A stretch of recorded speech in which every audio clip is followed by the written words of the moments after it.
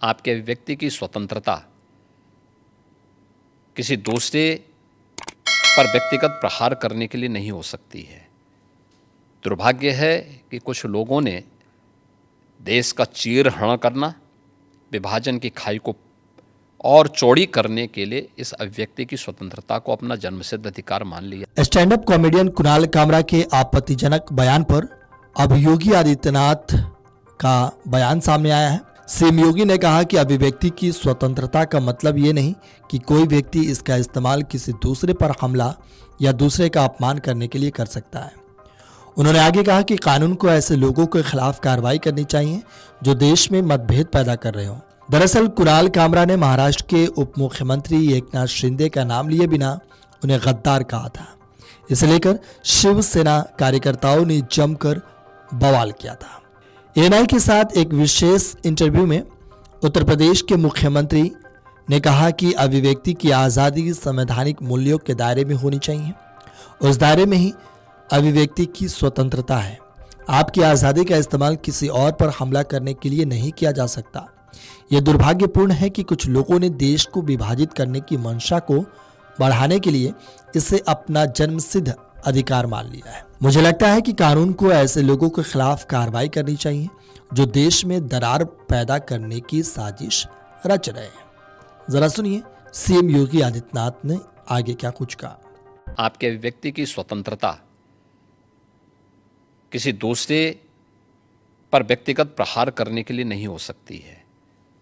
दुर्भाग्य है कि कुछ लोगों ने देश का चीरहरण करना, विभाजन की खाई को और चौड़ी करने के लिए इस अभिव्यक्ति की स्वतंत्रता को अपना जन्मसिद्ध अधिकार मान लिया है। कर्नाटक सरकार के द्वारा धर्म के आधार पर आरक्षण, यह बाबा साहब भीमराव अंबेडकर के द्वारा दिए गए संविधान का अपमान है।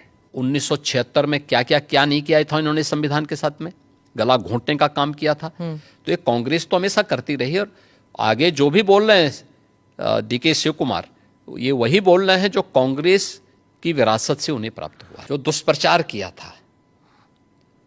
और ये दुष्प्रचार ही नहीं किया था, विदेशी पैसे भी इसमें इन्वॉल्व थे। जॉर्ज सोरोज ने तो बहुत पहले इसकी घोषणा कर दी थी। मैं कह रहा हूं पूरे देश में विदेशी पैसा इन्वॉल्व था लोकसभा चुनाव के दौरान, जिसमें कांग्रेस और उसके सहयोगी दलों ने, जो भी इंडी गठबंधन से जुड़े हुए दल थे, ये लोग धड़ल्ले से उसके लिए डायरेक्ट इनडायरेक्ट उसमें लिप्त थे और उसी के माध्यम से इन्होंने पूरे चुनाव को प्रभावित करने का प्रयास किया था।